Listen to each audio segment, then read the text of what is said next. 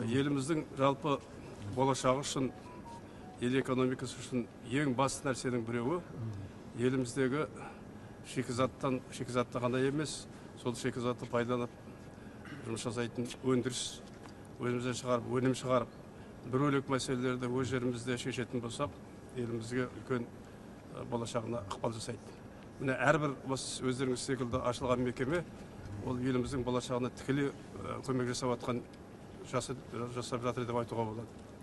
Жаңа Ерлан Жақанұлы айтып жатыр ғой, өндірісте жұмыс жасадым деп. Мен де дәл сіздер ұқсап, үстіме спецовкамды киіп, каскамды киіп, біраз жұмыс бастаған адаммын.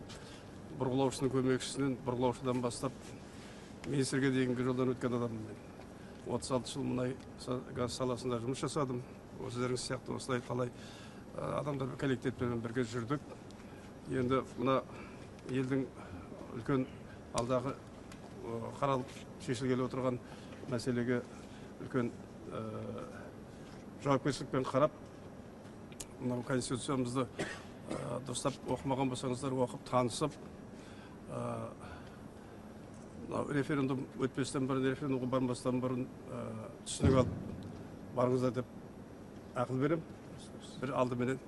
Сосын енді тағы бір айтатын нәрсе, бүгін кездесуде мен бұдан бұрын Басқасан облысында болып келдім. Ерлан Жақанұлы бастаған топ Маңғыстау облысынан келатыр.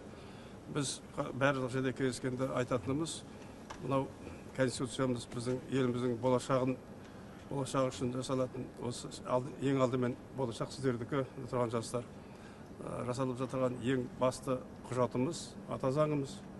Сондықтан бұл конституцияның өзіне де өтетін референдумға да үлкен жауапкершілікпен қарауларыңызды сұраймын. Алдағы өтетін референдумға бір ауыздан өздерінің шешімдеріңізді беріп, дауыс беріп, айналаңыздағы адамдарға ықпал жасайды деп сенемін. Атырау маған бөтен емес, өздеріңіз білесіздер, осы жерде мен көршілес Астрахань облысында туып, Атыраудың жерінде өскен азаматпын. Сондықтан сіздерге еңбектеріңізді табыс тілеймін. Атыраудың әрбір жетістігіне қуанатын азаматтың бірімін.